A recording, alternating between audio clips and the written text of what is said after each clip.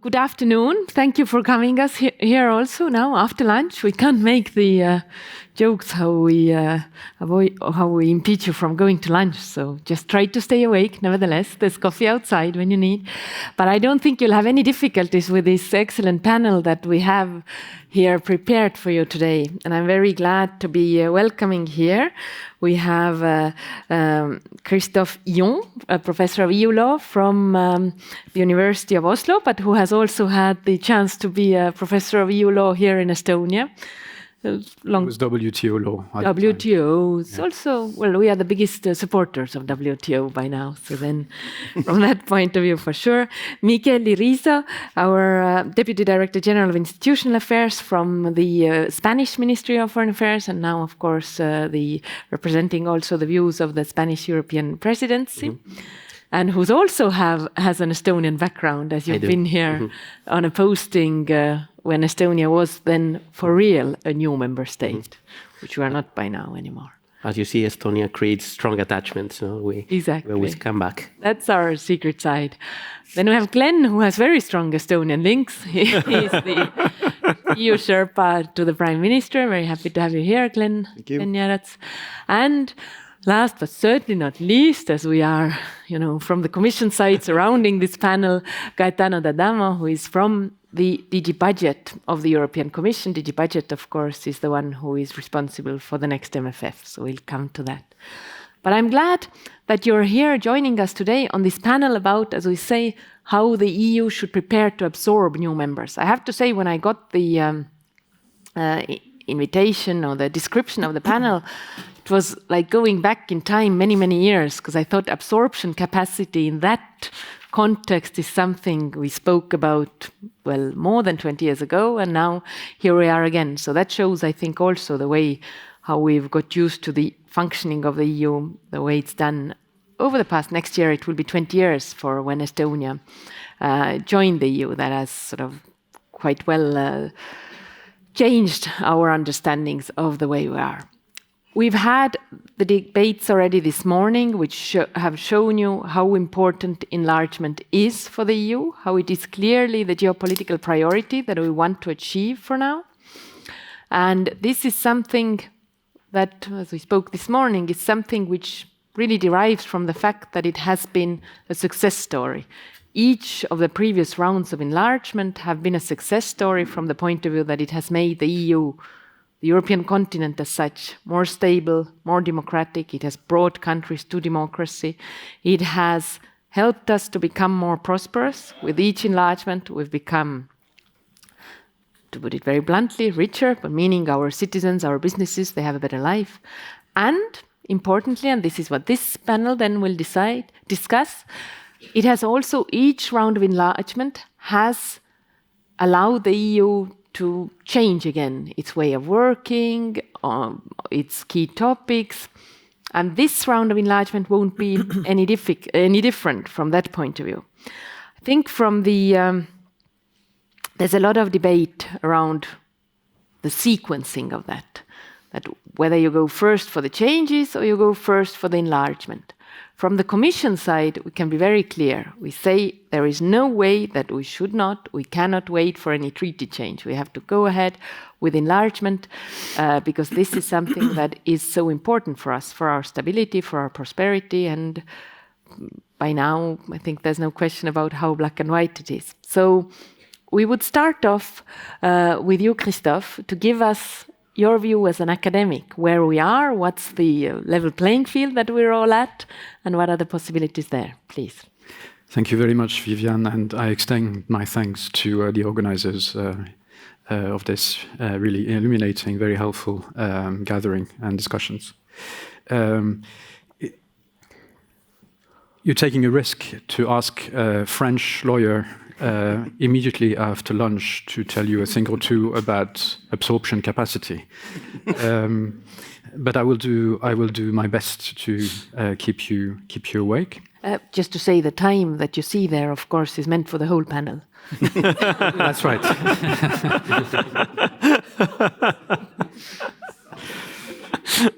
Indeed, what I would like to do is to introduce, I mean, we had a geopolitical, geostrategic perspective in the first panel, a more technical, albeit still political perspective in the second panel.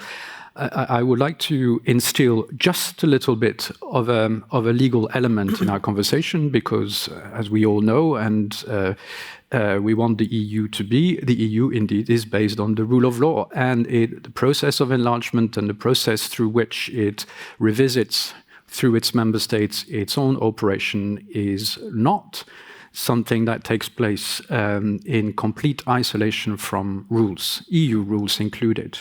And so I would like to draw your attention to a provision which Thomas referred to in the previous panel, namely Article 49 of the Treaty on European Union, which is the legal basis of the whole process that we are talking about. Which brings me to say a couple of things about absorption capacity which are slightly negative. And I hope I can convince you that there is really a problem with this notion and practice of absorption capacity exercise. And then I will try and highlight perhaps a couple of elements which one ought to keep in mind when entering this big discussion about ways to reform the European Union to prepare it for further enlargement. So the first point, it's not new. Actually, Vivian, you made it in your introductory speech this morning, and you just repeated it now. Reshuffling the Union in the context of enlargement, there's nothing new there. It's always been the case. The Union, the member state, have to reshuffle the Union in order to admit new member states. This is actually what Article 49, paragraph 2 says. It says the following. It's important for the rest of the discussion. I see that I'm almost done. It says the following, paragraph 2.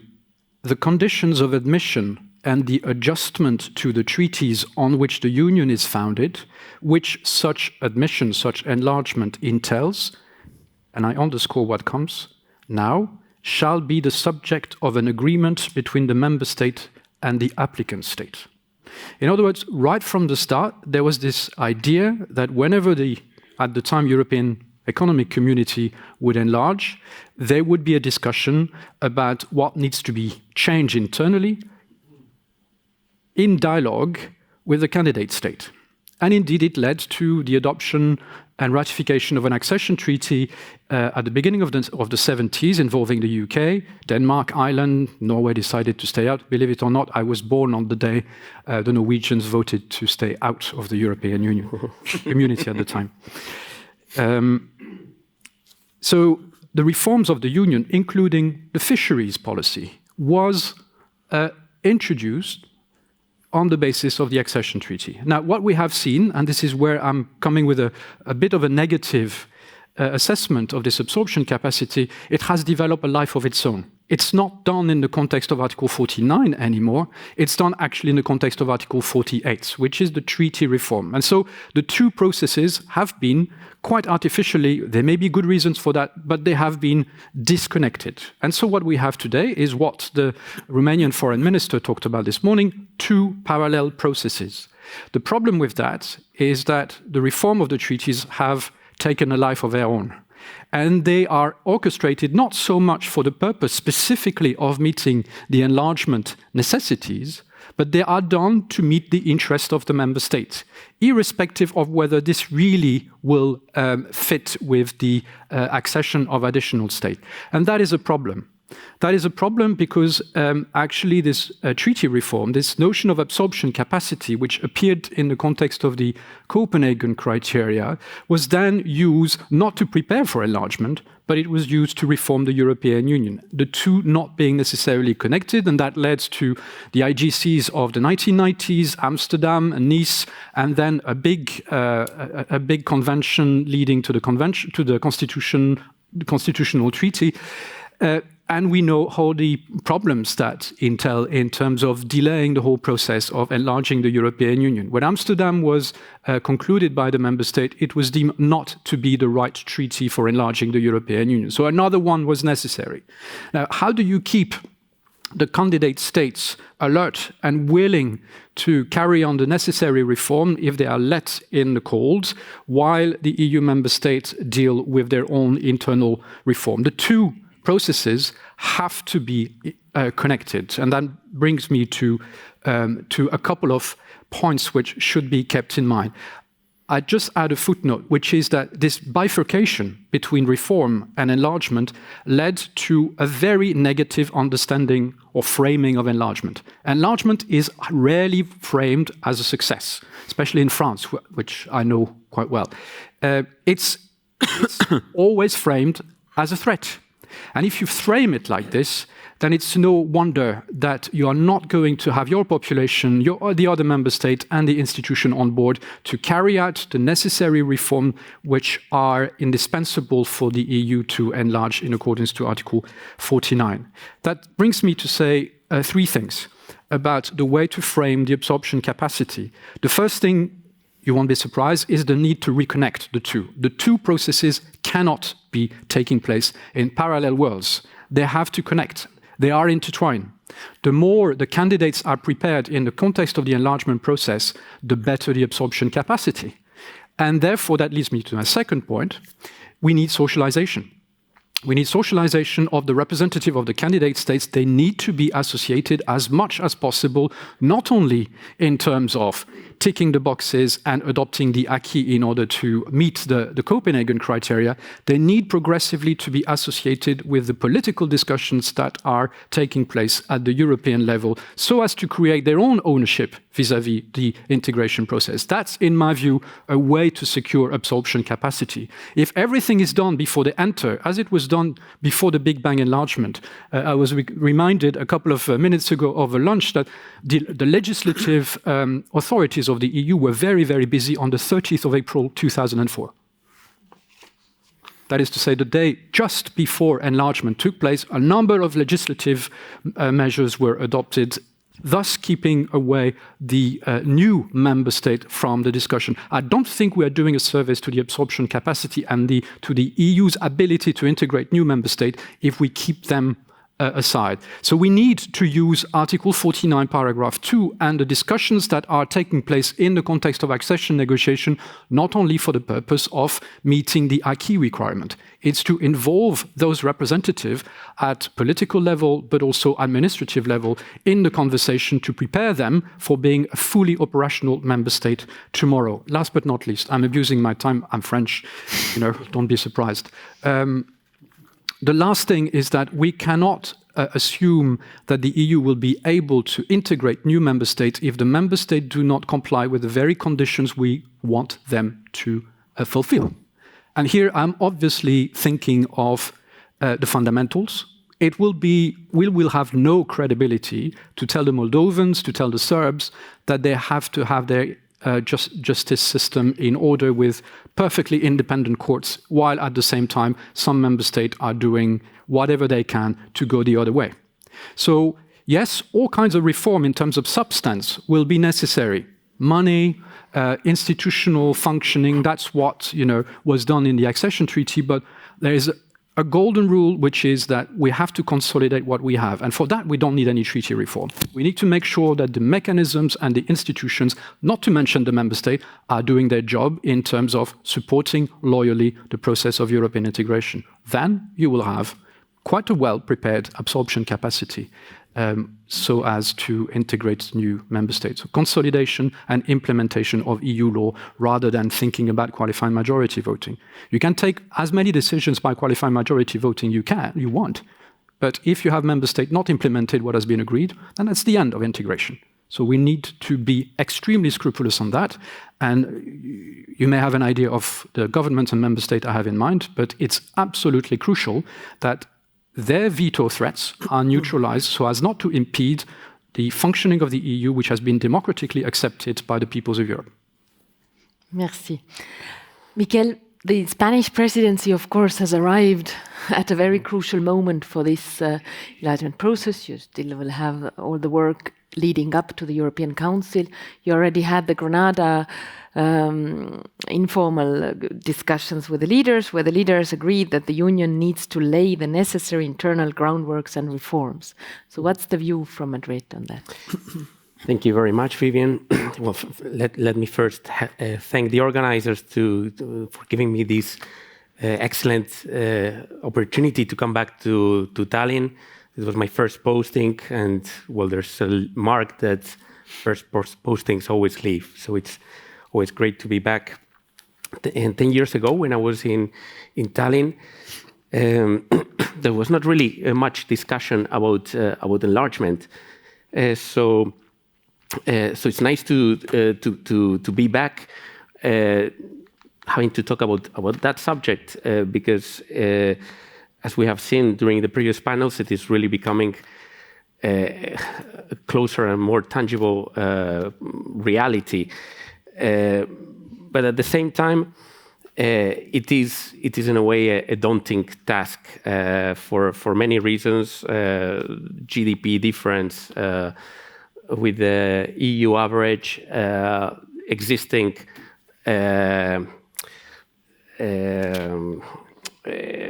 several of the candidates have occupied territories. There's some difficult issues such as the Kosovo or the complex internal structure of Bosnia and Herzegovina. So it's going to be a challenging task, but we have to be up to that challenge.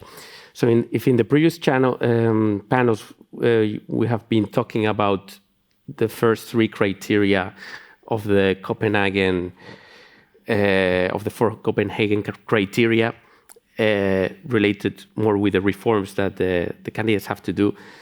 This panel is more related with the fourth Copenhagen criteria, which is the Union's capacity to absorb new members while maintaining the momentum of European integration. That is already in the definition. There is this link between absorption capacity and the possibility of somehow a protection of the European Union's capacity to deepen the integration. So I'd like to make 4 points on this idea of absorption capacity and preparation for enlargement. First one is, what do we mean by preparation for enlargement? Well, at the end of the day, what we mean by it is something that we should decide among ourselves. So one of the objectives of our presidency regarding enlargement has been to push ahead the debate on what reforms are necessary to prepare for enlargement, and to somehow try to lay a roadmap for that process to really move on. We had the informal General Affairs Council in Murcia in September, that was, which already allowed for member states to somehow expose some of their priorities, sensitivities, and so on. And then we had the informal European Council in Granada, which on the one side has a last paragraph dedicated to enlargement, in which there is a very strong commitment to enlargement, which it says enlargement is a geostrategic investment in peace, security, stability, and prosperity. But at the same time, it reflects the agreement on the need to lay the internal groundwork and reforms, and both of which should move in parallel.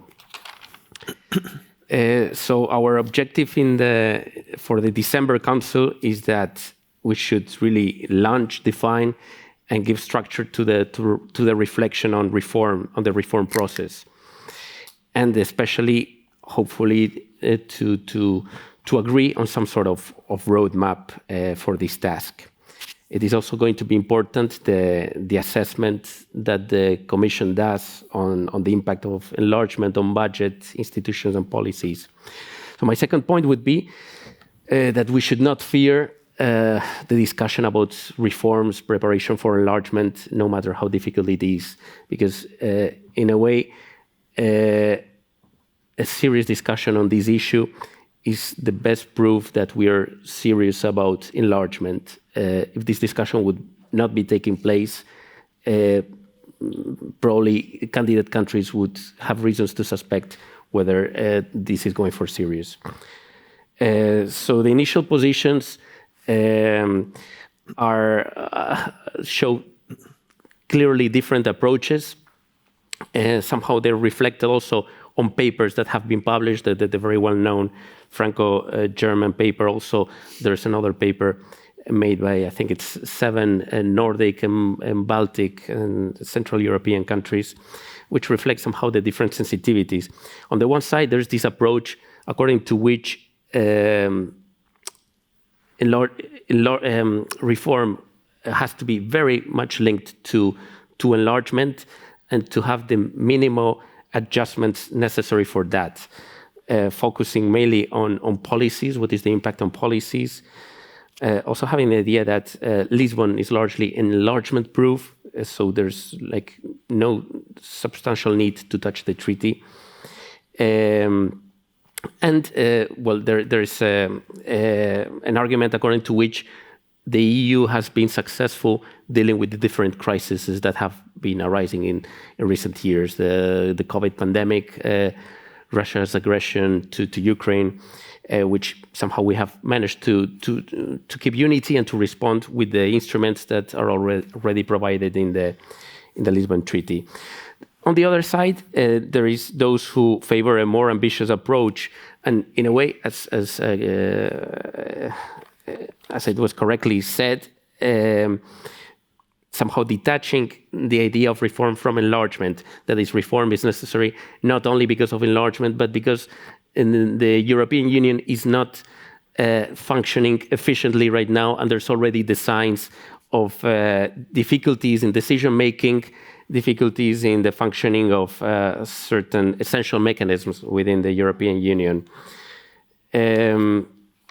According to this vision, well, there's like 3 main areas of concern. On the one side, institutions. How can the European Union be manageable with a commission that might become like a small assembly, and parliament that if there is no if we go beyond the 751 members, then we would have the largest assembly, or probably the largest assembly in the world. These 2 issues have relatively have solutions that can be found within the treaties. Solutions can be found that do not involve a treaty reform. But perhaps a more difficult concern is the one regarding the functioning of the Council. And essentially, here there is a question about voting, decision-making. So there's an argument in favor of the extension of qualified majority voting, especially in what concerns CFSP. We somehow already see the risks of paralysis or hostage taking in this area. And although it's not CFSP, we are already also seeing the problems of unanimity with regards to the enlargement process, which, by the way, the treaties don't provide for unanimity for each and one of the 140-something decisions which have to be taken along the enlargement process, only for the opening and for the closing. And finally, there's the specific question of rule of law. That is the need to guarantee that the Union is capable of protecting its own values, which, as it was correctly said, this is also very necessary to give us credibility when asking for those values to candidate members. Right now, there's some EU members have concerns about to what extent this is a functioning mechanism. And it also somehow affects, it's not only a matter of credibility, but it's also a matter of trust, and that has an effect over so many of the other policies within the European Union, going from the internal market to the common space of justice and security. maybe we'll stop here and have the opportunity to say some of the other points I have later. But let me just end my 5 and something minutes saying that if enlargement is conceived as a geopolitical necessity, perhaps we should also conceive reform from that same geopolitical impulse, that we should really try to make out of reform a European Union that is capable of really being a player in the 21st century, of tackling all the challenges that it has, and not only in terms of security, but also in terms of like climate change, digital transformation, and so on. Thank you. Thank you, Mikel. And moving on to you, Klen, here in Estonia, of course, the debate is only beginning on what comes next. We've had a very strong support for the enlargement as such all over, all through these 20 years of membership. But how do you see it? What will await for us next year in Estonia? Well, I don't have magic glass ball, and as you know, Vivian, silly season only starts. We will have European elections next year, and I'm afraid this will be a big part of the debate in both positive way, but also perhaps a negative way. You are seeing this a little bit already happening, but I want to take the opportunity first to thank all the old member states. It's nice to be here. You know, it's really nice, and this has been an enjoyable ride. The 20 years. We call ourselves the most integrated member states. We are in NATO, we're in Euro, we're in Schengen. So Croatia has caught up with us as a success story, and we actually need much more of those success stories. So let me also say that I hope that the internal integration continues, because it's not done yet. I mean, it's a massive change that Sweden is now hopefully joining NATO, which is most important, and I hope that you are not giving up on Euro. You don't have the treaty exemption in there. So by this, I want to say also that I hope it consolidates the union and also what was promised, because only very few have done this, and sometimes obviously the new barriers have entered. So I hope this process also continues. And I'm looking the Austrian ambassador as well, perhaps NATO one day also. But this is a big difference also in terms of the incentive structure for Estonia, because we have made in the enlargement process itself a big division, and this comes up now, of course, with Moldova, with Georgia, and with Ukraine, much higher up. For us, broadly speaking, the deal was, you know, EU does the societal transformation, and we get the security guarantees from NATO, and they were two parallel processes. This incentive structure is now broken because we have NATO members that are not EU members, and vice versa, but I think the incentive structure, how to keep that going, because I think this Thessaloniki was not exactly the great success, and we are here sitting only because of the geopolitical catastrophe that now has happened as a form of war, and this has given the kick to start the debate. And I tell you, it's still quite surprising that we are having this debate, given where we started last year in Versailles. The debate was totally different. I know a certain prime minister that had to spend early morning hours to convince the colleagues that we should put something in there. And then the Zeitenwende happened, and then all of this. So we have done major things in 1 year. I am pretty sure that we need to learn the lessons also from the current round of enlargements, what we've learned, what we didn't learn. And we should separate somehow the enlargement debate from the treaty reform debate. They are both valid debates. We should think hard about our union, the place of the Europe in the world. The world's changing. Perhaps alliances are changing. We will see a lot also next year. And that should push us into thinking about it. Enlargement might give you a good context about that, because the last major discussion happened only because of the enlargement. The constitutional treaty happened because of the enlargement. And let me remind you that Estonia has ratified constitutional treaty. So it's in 2006, still ratified. So that was also in a way a baseline for the becoming of the EU's member. Now to the construction. The construction, I think, as you said, is legally doable. The Lisbon Treaty made the EU ready to enlarge. So the debate about the future of the Union, whether it gains defense identity or whatever else, is a separate debate from that. But of course, given what is happening, it's also a choice that whether the European Union develops that way at all, or whether it doesn't, whether it stops developing that way, because this is kind of whether the security guarantee that was introduced into the EU treaty, the Article 42.7, will be applicable to Ukraine at some point of time. Or will it become meaningless? When it comes to the compliance of the legislation, I sometimes wish the old member states had gone through the chapter by chapter and article by article enlargement process. How about implementing the Stability and Growth Pact? I mean, how's that going? How about 2% of NATO contribution, 2% of GDP to NATO? So some of the fundamentals should also be better implemented in the current union. So it is a geopolitical act eventually. We also have to perceive in this process that the union continues to develop. The enlargement process has to be successful for the new member states as well as for the current ones, because essentially we also have to think of the end game. We have forced the new member states, the future new member states, into reforms that are going to be very, very painful. We know this, we have done this.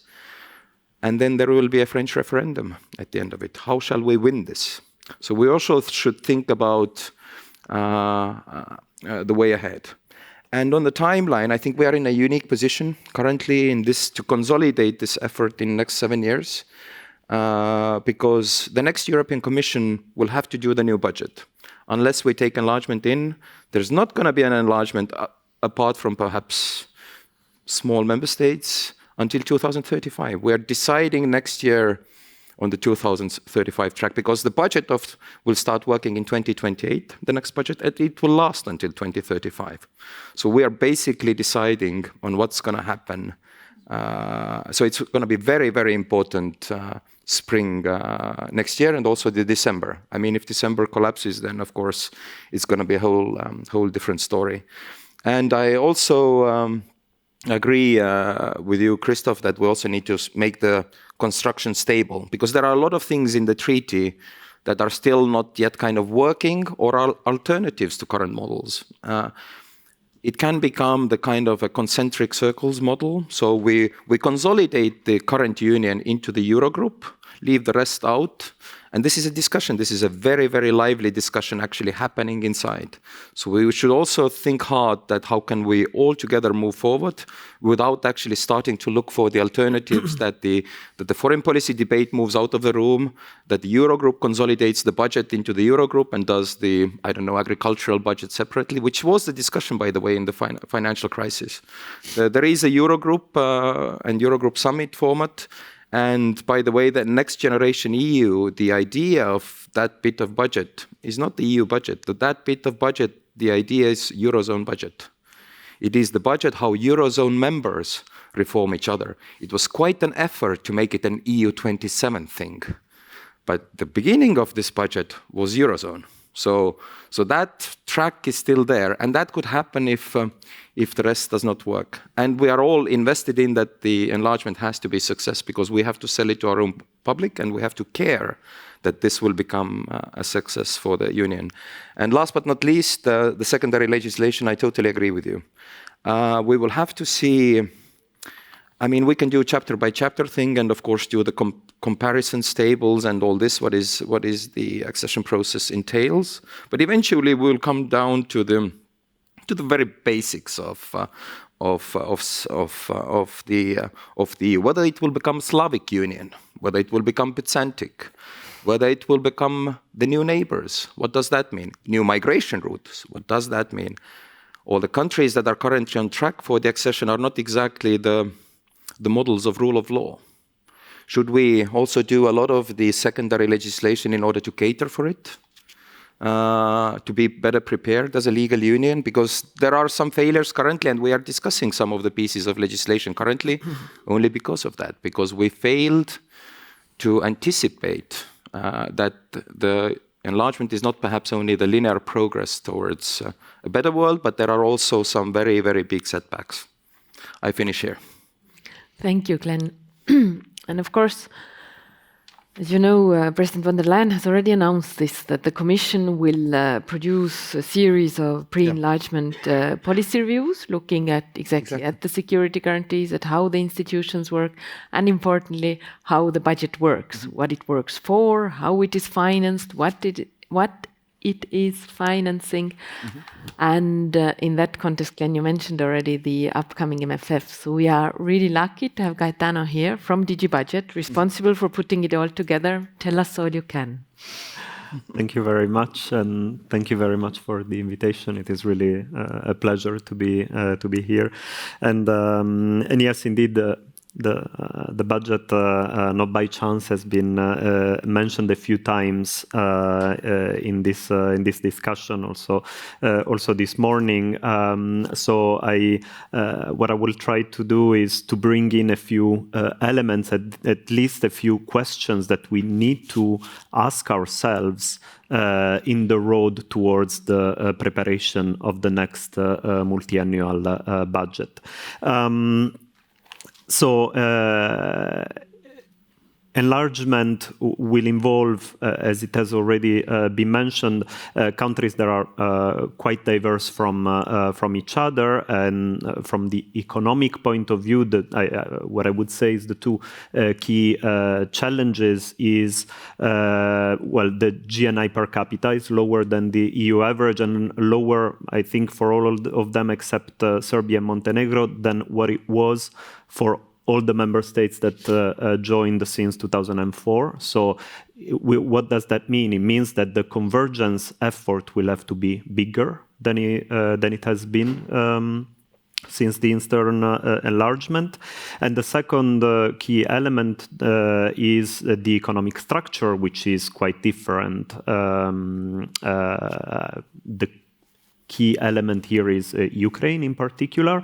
Of course, Ukraine is an agricultural powerhouse. It has, not only it has a larger area than any other EU member state, but 55% of its area is arable land.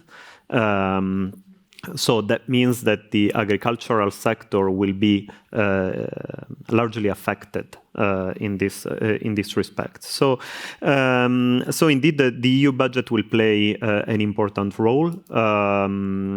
There's one thing that we say from time to time in DG budget, that is the budget is not just numbers, the budget is political, and you don't just see it because whenever there is a budgetary negotiation, then it is quite complex one, but also because of what it ultimately entails. That is, what are the priorities that we are actually bringing forward.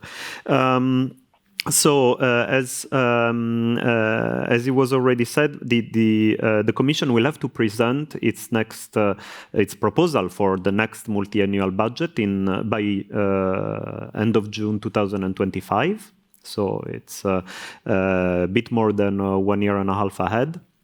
So this means that the next multi-annual budget, which will have to last for, according to our treaties, at least 5 years. Since 1993, it has been 7 years, but the minimum is 5 years. But this means that the next Commission will have to adopt this proposal, which will be negotiated by the next Parliament with the current EU member states. But it will be an MFF that, if we look, for instance, at the timeline that, for instance, the President of the Council, Mikel, has mentioned for 2030 as an enlargement date. So it's a budget that will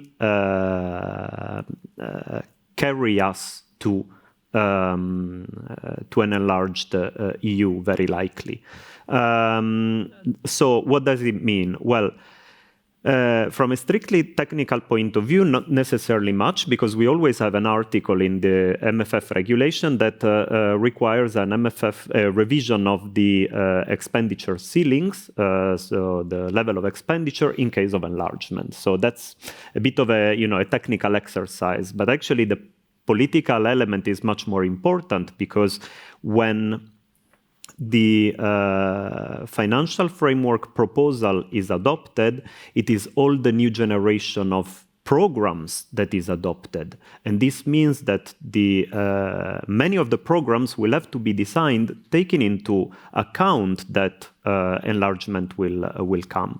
So there, what I after this, what I wanted to mention is what I think then are the main questions for the next generation of financing, so of the EU budget, considering the possible enlargement. Well, the first one is the obvious one that I just mentioned earlier, that is the role of the common agricultural policy. It is clear that a possible enlargement to Ukraine will change the role of agriculture. The EU would become the largest agricultural producer in the world, but at the same time, the agricultural sector in Ukraine is very different from what it is in other member states. So this has to be factored in when thinking about the next generation of the common agricultural policy. It is, for instance, in Ukraine, it is a highly productive sector. First, the role of agriculture, as I said. Second, the role of cohesion policy. As I said before, the convergence effort in the accession and candidate countries would be significant, which means that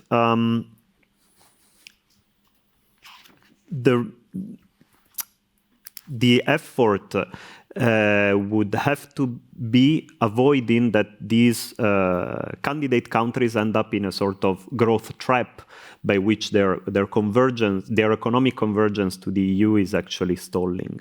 Now, there are a series of reflections that have been launched on the future of cohesion policy, which hopefully will bring us some food for thought. The third element that I would mention is how to support, and also this in the idea of fostering economic convergence, how to support reforms and investment. The proposal of the Ukraine facility that was adopted with the midterm review of the MFF, as well as the growth plan for the Western Balkans, about which the colleagues spoke earlier, I think they already have the seed of the idea that EU programs can be designed for candidate or accession countries, can be designed in a way that is more conducive to the adoption of reforms in line with their European path. It means sort of having a contract between the EU on the one hand and the third country, so Western Balkans or Ukraine on the other side, towards these reforms. So this is a new way of looking at the accession process that is useful, and what we have been learning with the implementation of the Recovery and Resilience Facility, so after the COVID-19, has actually helped us in the design of these proposals. So the support of reforms and investments can be a way to actually foster this process under the next MFF. fourth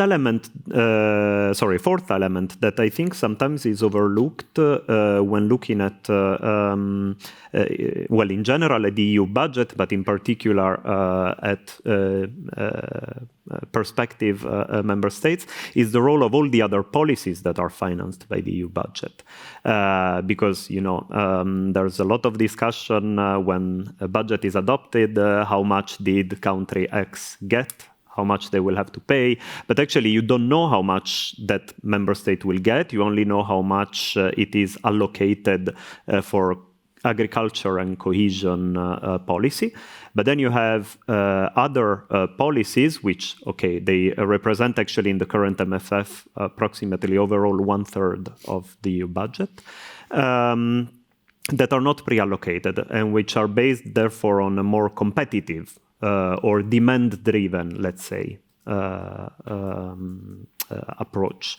Why am I bringing this forward? Well, because if you look at the absorption of EU funds across member states, well, we do not know yet for the full MFF now because we're implementing it. But in the previous one, for member states that joined after 2004, agriculture and cohesion, so the funds that are pre-allocated, they still matter for more than 90% of the overall funds that they get from the EU budget. And for the other member states, this is approximately 70%, or a little less. What does this mean? Well, this means that an effort might be necessary to improve the absorption of those funds that are related to other policies, which are, for instance, research policy, the funds for education, for competitiveness, etc. So this is very important because because one cannot because if we want to go out of the usual debate in the EU whenever we have to discuss of a new budget, if we want to get out of the usual debate of the so-called budgetary balances, or juste retour as the French call it, that is the net beneficiaries versus the net contributors. Well, the best way to do it is actually to have a faster process of convergence, and these programs, the ones for research, competitiveness, etc., are also playing an important role in. They play an important role for long-term growth, but within this aspect, I think that an important effort will have to be made also in terms of the simplification of the EU budget and the plethora of budgetary programs that currently exist. And this morning, when the Moldovan Secretary of State was discussing how complex it is for a candidate country to align to EU legislation, actually that resonated a lot to me, because that's actually something that we hear often from stakeholders from member states of how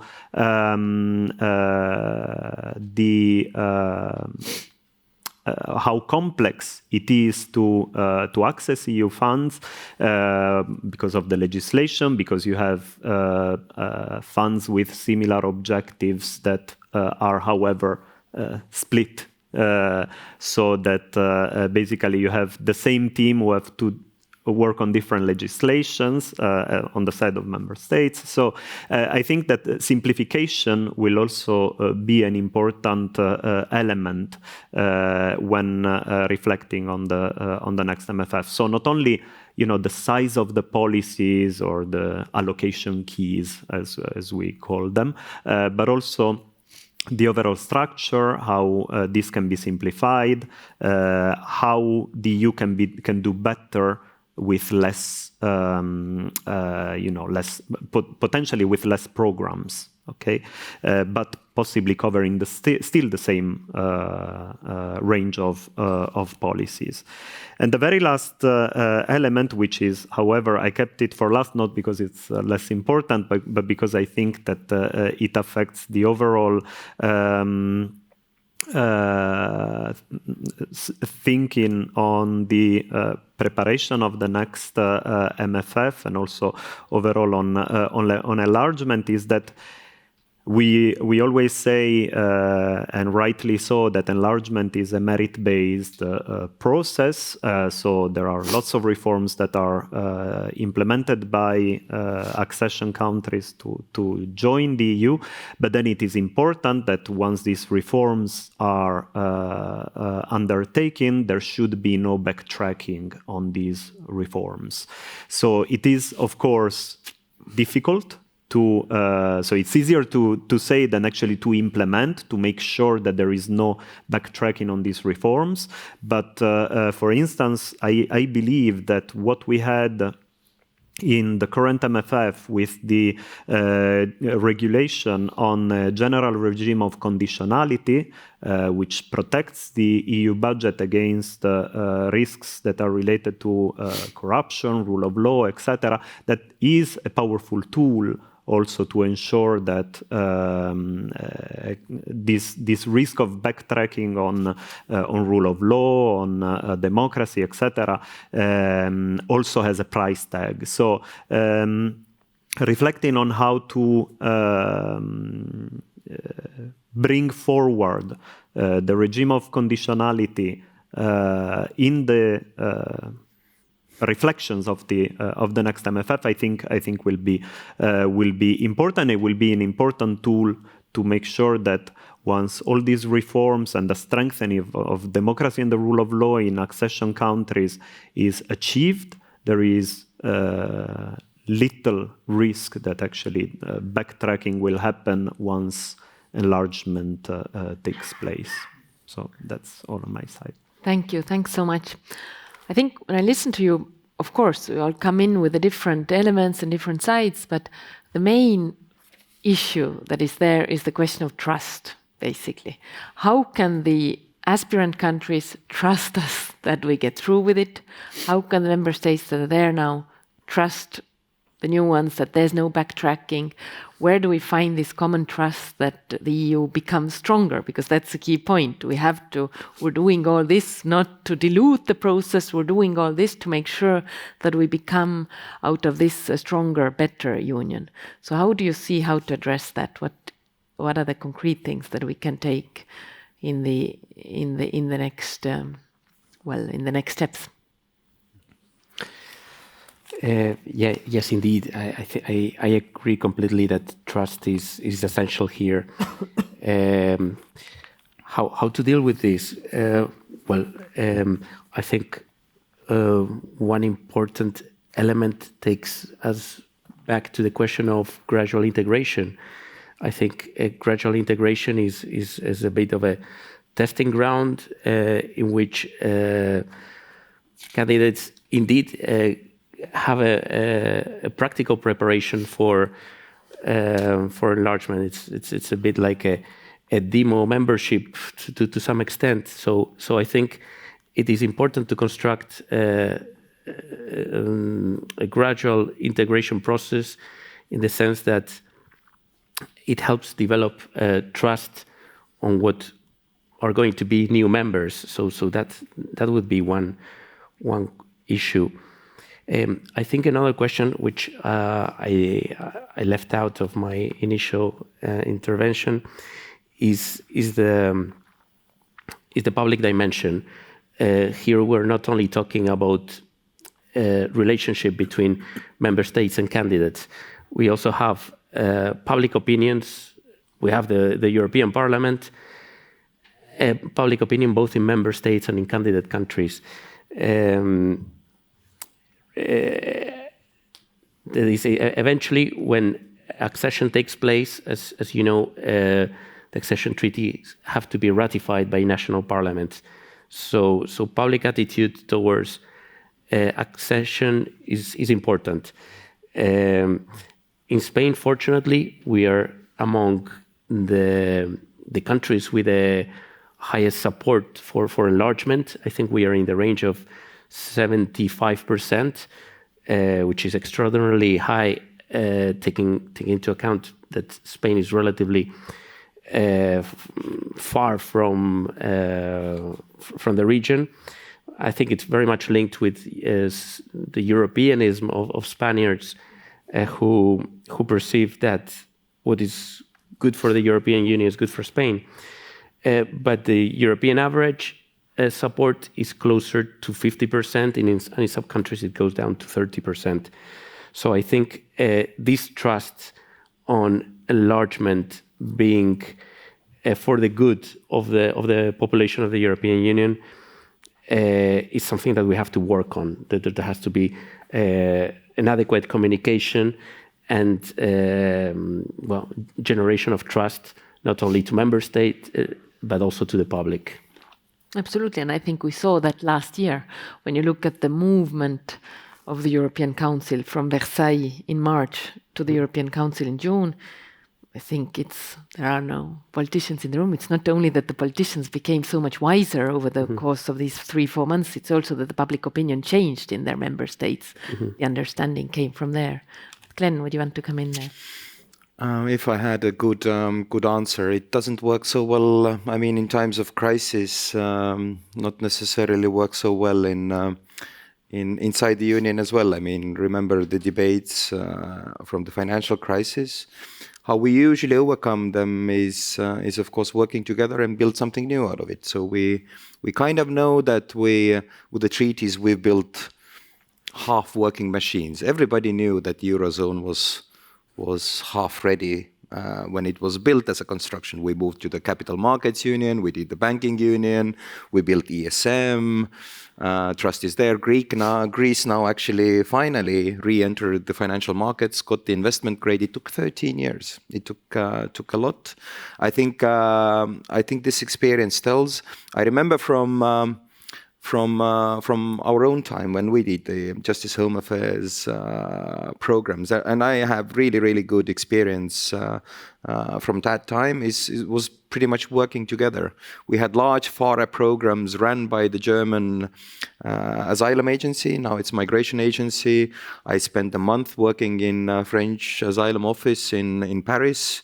It's just by working together, opening up the Erasmus, opening up, the trust happens between people, not between states, not between, of course you fulfill your conditions. We have a very deep understanding of trust, I think, as a German version of trust, that we fulfill the conditions, we do the legal thing, then the trust happens. A very, very Max Weberian way of probably doing this. But I think we need to build those connections. And when I was in the area of migration, I think we should have, this part of the enlargement should be more integration. Integration is, by definition, two-way street. Integration is not one-way street. One-way street is assimilation. You do what I tell. Integration happens between us. We talk to each other and we come closer. I think that's the way. It happens between people. So you need to build that kind of relationship to work. I don't know. That's how it usually works. At home, at least.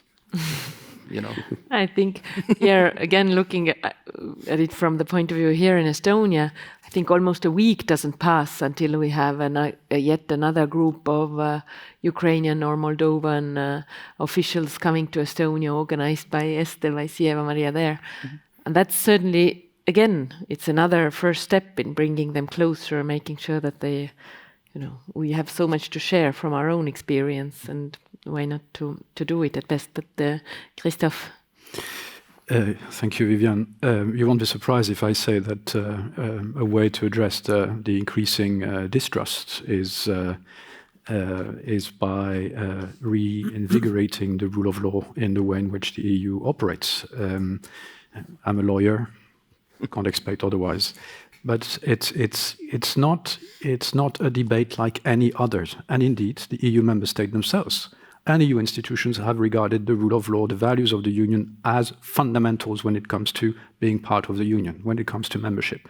Now, that must apply not only in relation to the candidates, and here I think the EU institutions and member states have a lot of credibility to restore, because the trust across the region is definitely damaged because the superb conditionality process that have been invented over the years in the context of the pre-accession strategy simply did not deliver. I mean, there have been various candidate states who have tried to meet the conditions. We heard that several times this morning. And having met the conditions, or at least their perception of having met the conditions, was not met with what they regarded as significant reward. So the credibility of the EU in terms of promoting those values and conducting its enlargement policy will need to restore the credibility of the whole process, so that the trust of the population on the ground and the authorities goes up. But this trust will have to be restored also within the European Union.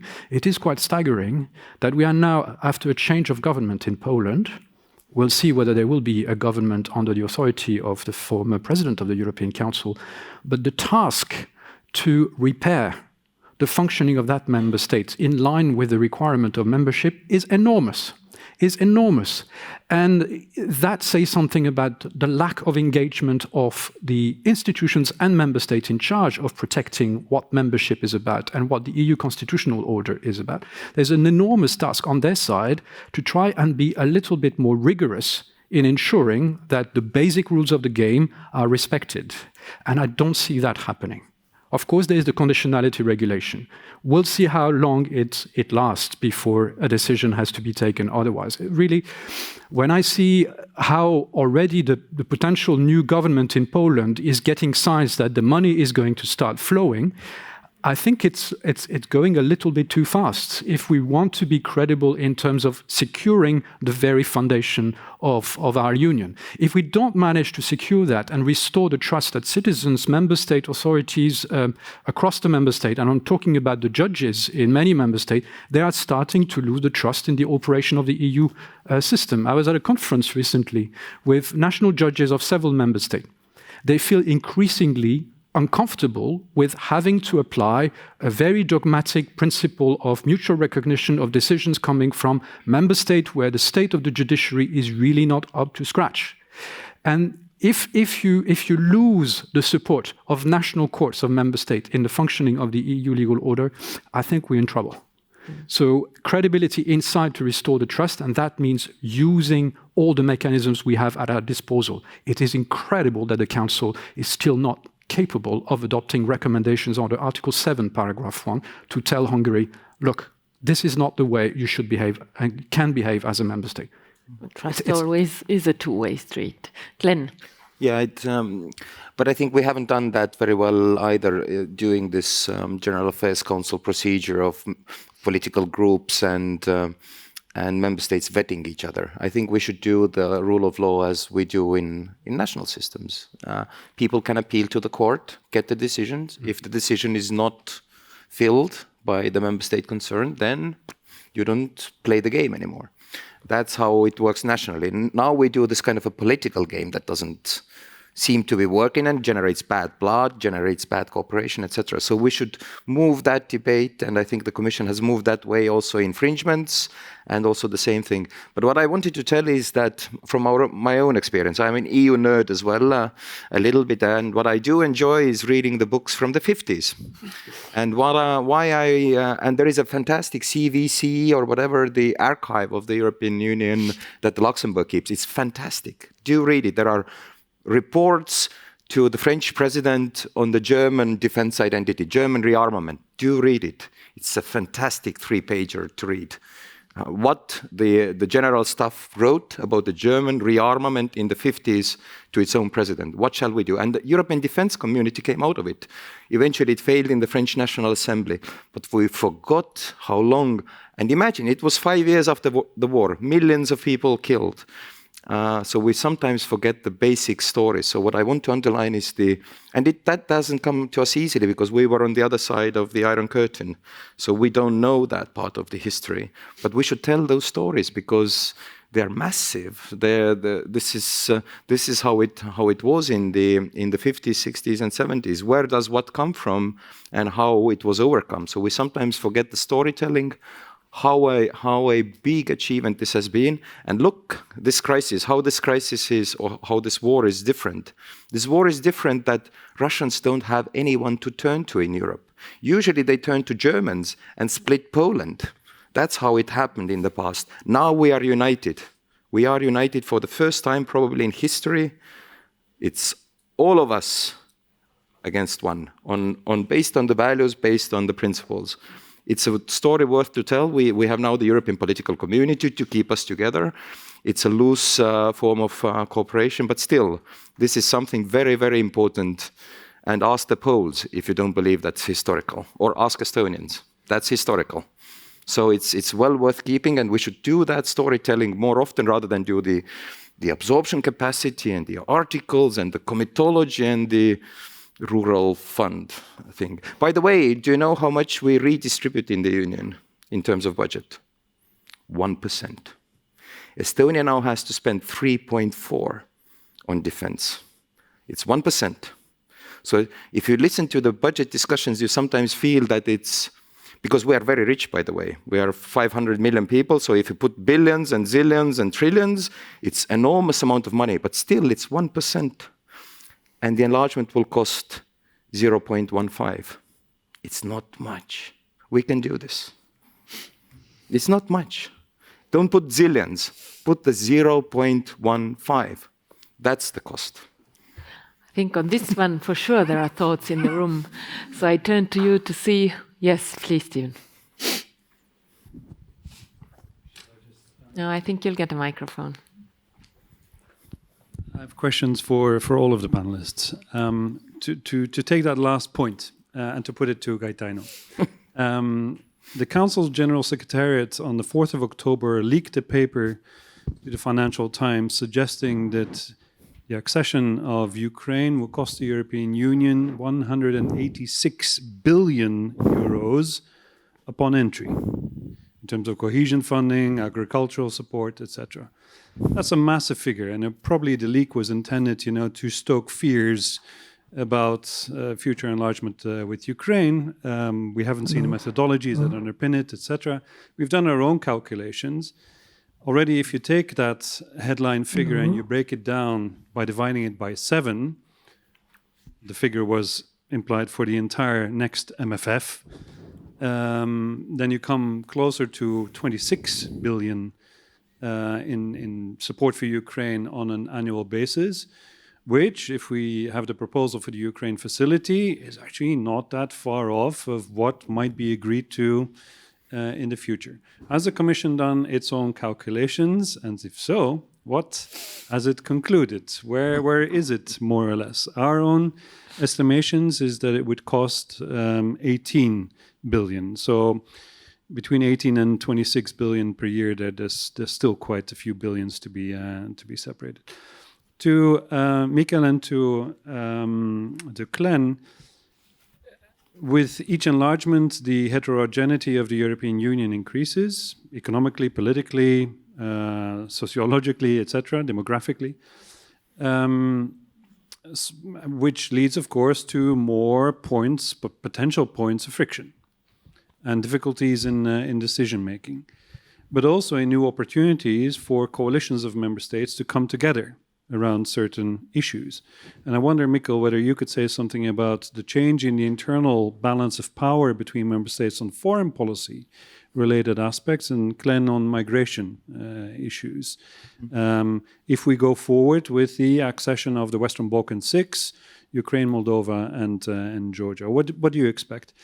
And Christophe, to take your argument, the treaty says institutional reforms will be laid down in an agreement with the candidate, with the acceding state. It doesn't mention a dialogue. Of course, it can be presumed, but it also doesn't say that it needs to be a genuine dialogue.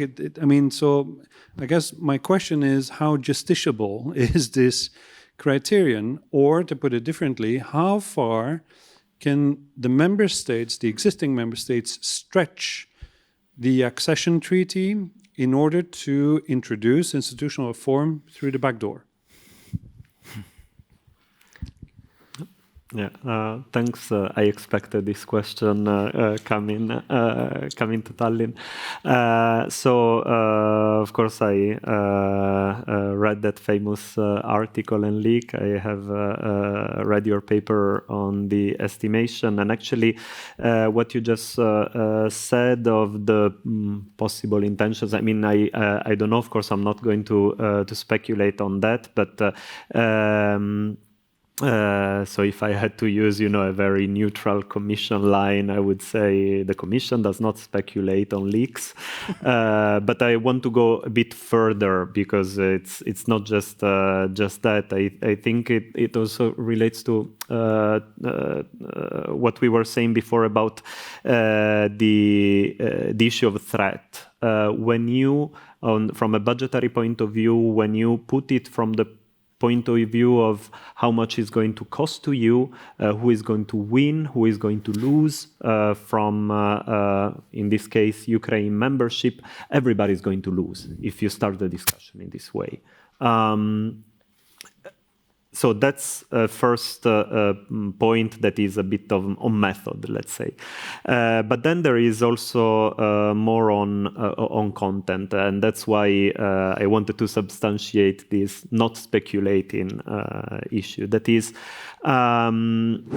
the actual budgetary impact of enlargement depends on many variables. It depends on the timing of enlargement, so when it will happen, and so at what point of their convergence process also the new member states will be. It depends on the scope, so how many countries, when they join, etc.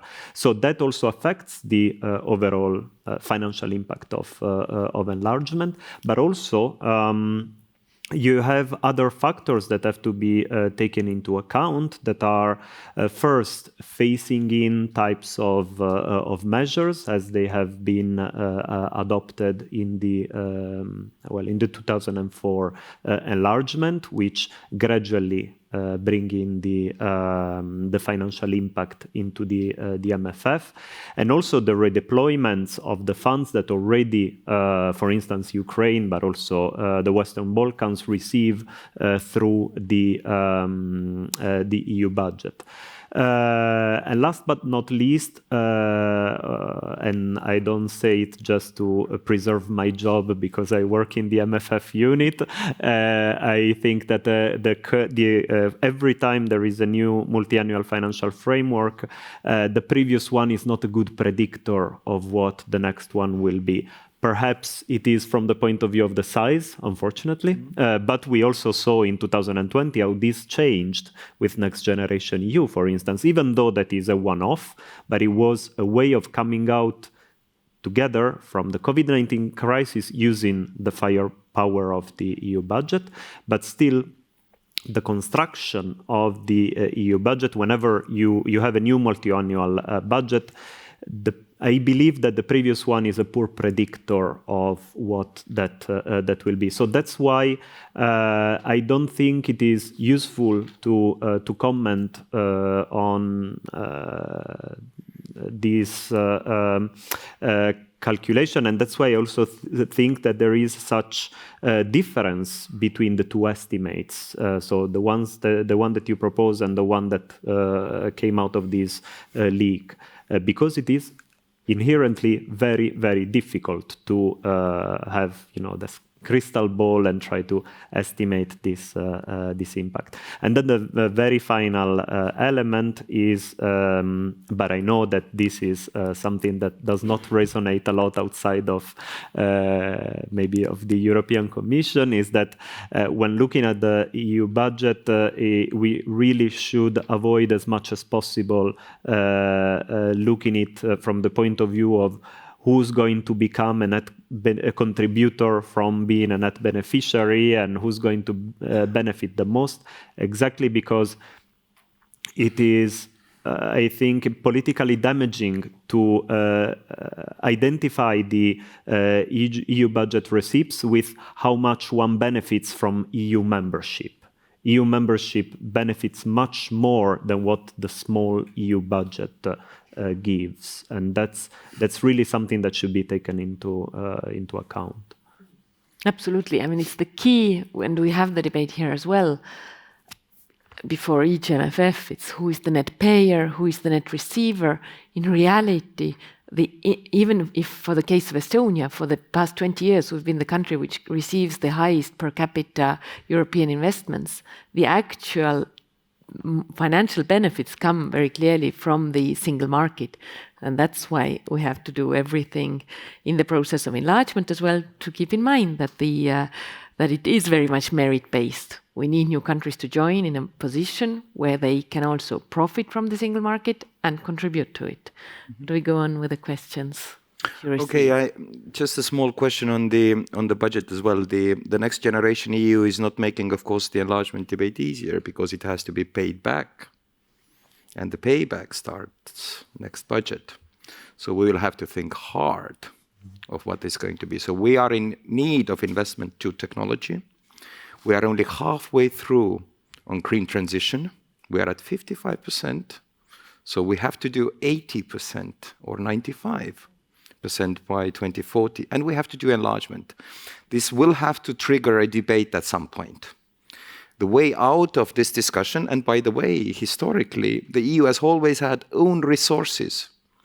The national payments came in with the Spain's and Portuguese and Greek enlargement with the cohesion funds that were generated. And the cohesion funds were generated in order Spain, Greece, Portugal to be able to be members of the single market.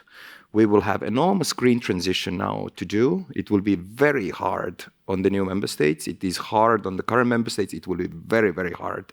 So perhaps this also triggers some fundamental change. But in order to overcome this net contribution debate, we need own resources. Then, because this poison has been coming in because of the national contribution, you can calculate. I pay in so much, I get so much. But the EU budget, by the way, was financed from the VAT and customs duties. It was much smaller budget, of course.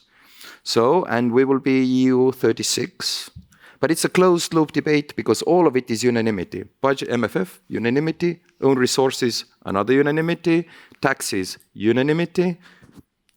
So there you are. Enlargement, unanimity. But this will not change. The club membership will always be unanimity. This is something that will never change.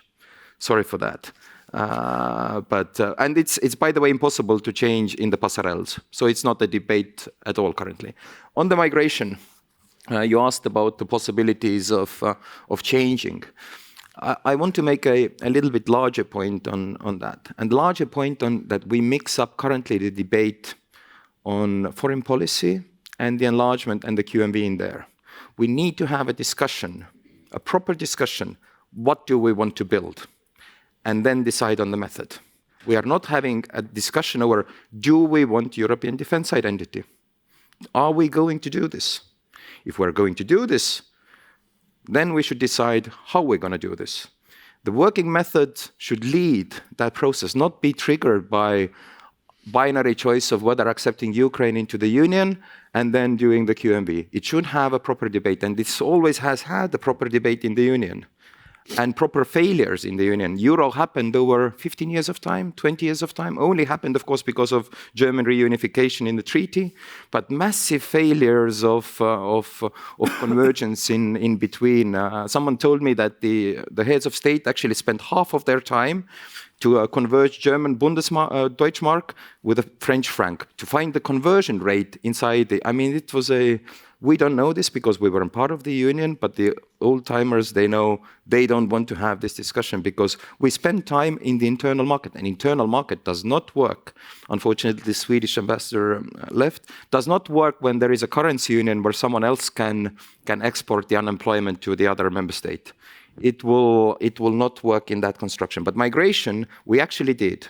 Migration's transition to QMV happened actually at the time of last enlargement, based on the Amsterdam Treaty. 1985, Schengen happened, 1991, Convention, then it was integrated into the Union, and then communitarized. By the way, it was done to generate trust. You asked about the trust. The first generation acquis was agreed on unanimity, and then transitioned to the QMV. So the baseline is agreed, with all member states agreeing, and then the next generation, we moved to the qualified majority. There were always ways of getting there by building the trust mechanisms, etc., etc. So now we're having a migration debate. We had series of failures. Syria was a disaster. And it also shows how the Union has changed in between. The Syrian case was like a market regulator change, addressing the human population issue. Let's build the quotas and then do it in QMV. How did that go? And now we have handled Ukraine without any fuss. Temporary protection, launch it, works. This is what we should have done in the Syrian crisis as well.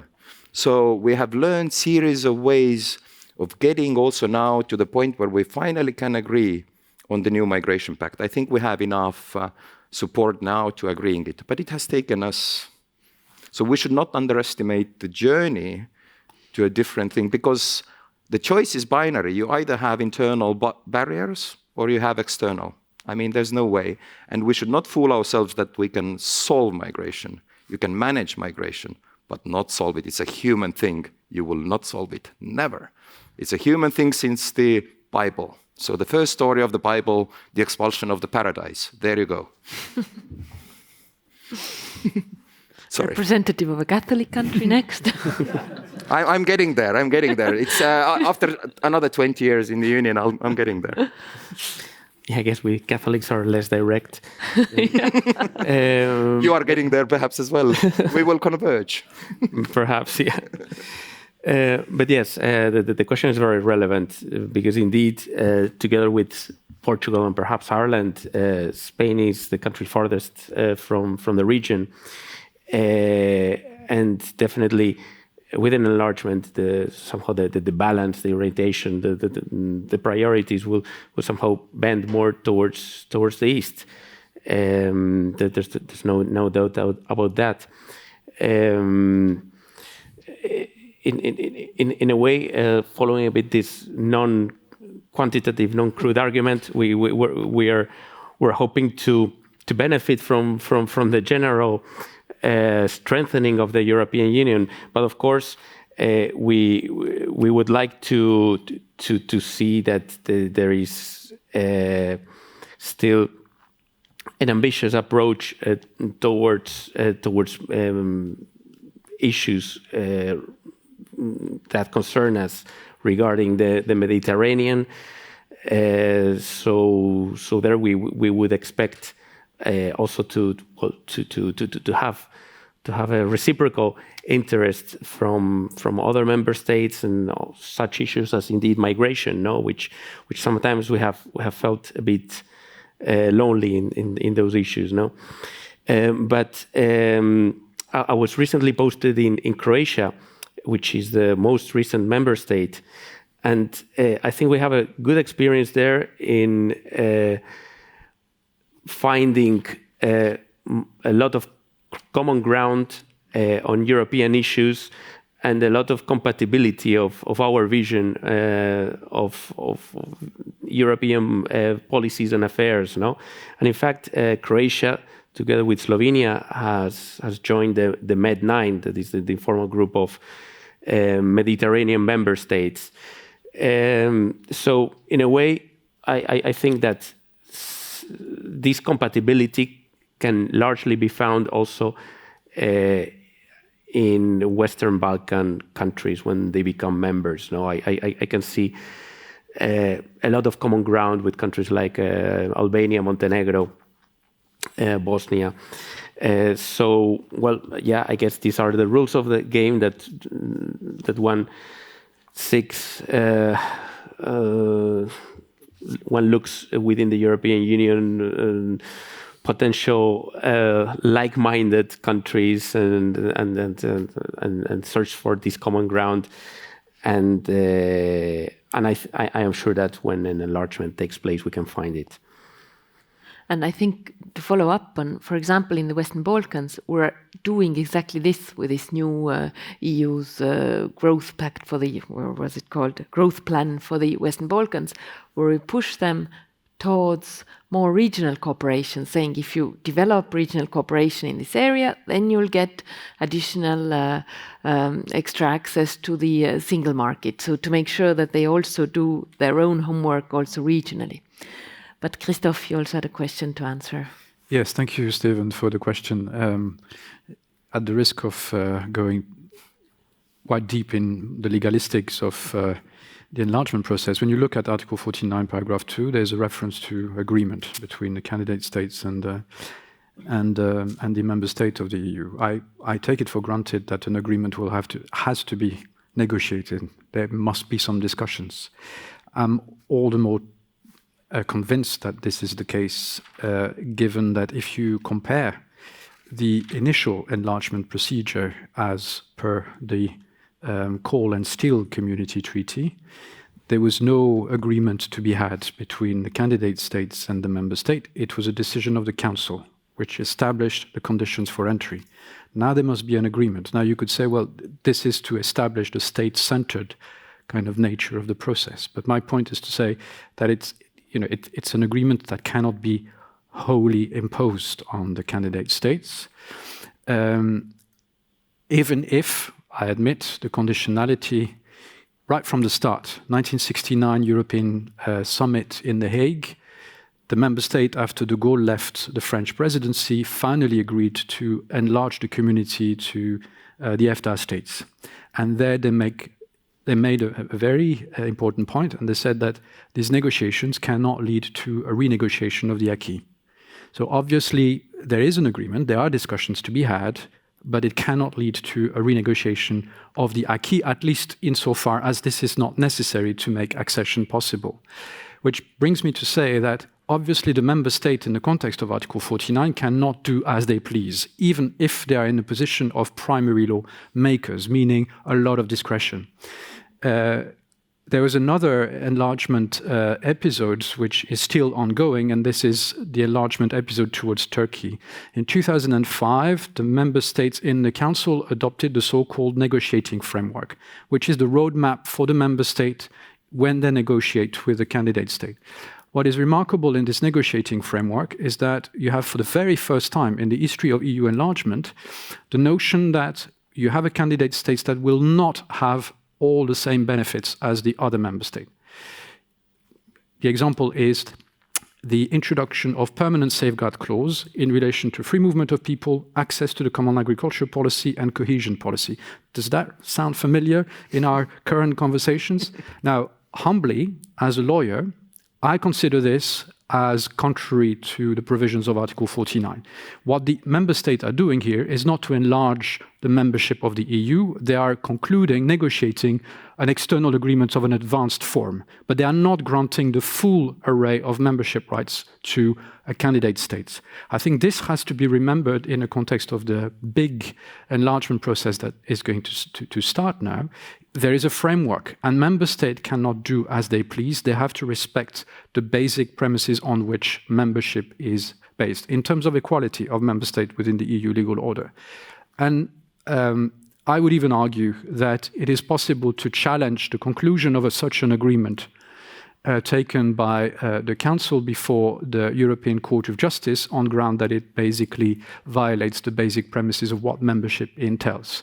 Remember that it's quite mind-boggling, but a few years ago, the European Council, the body of heads of state government, was sued before the European Court of Justice. On that occasion, the Court of Justice admitted jurisdiction to check what the European Council was doing. And then there have been other instances where it's been less successful. I'm just saying that this agreement has to respect the basic canon of the EU legal order. They cannot simply decide whatever they like in terms of granting a different kind of membership to candidate states. I just wanted to add one thing about the idea. It goes back to one point I was trying to make during the presentation, the idea that enlargement entails increased heterogeneity. I'm wondering whether that is the case. there have been studies demonstrating that actually this heterogeneity, if it exists, has not led to decisions being blocked. Actually, there is one particular member state that is blocking most of the decisions at the moment, not all the new member states. Actually, when you think about it, looking back, the old member states have been the most difficult, including the one I know best. So that heterogeneity argument is perhaps the case, but the whole purpose of membership is to overcome that heterogeneity. That's what the union is about in terms of sharing the values. And so I'm bringing back this argument that unless we protect that very dearly in whatever we do, the union will vanish. Thank you. I think with this we are coming to an end, and we have to keep in mind also all the decisions that we've taken now since these last European elections in 2019, the decisions on the health union, the new decisions on defense, the sanctions, the help to Ukraine, the, common purchasing of gas. These are issues which each and every one we've managed to decide unanimously, and I think it's again... Even without a treaty base sometimes. And even without a treaty base, so that shows when there's a will, there's a way. But I think I would like to thank you so much for this discussion. I think we've clearly answered how we should prepare to absorb our EU and the new members.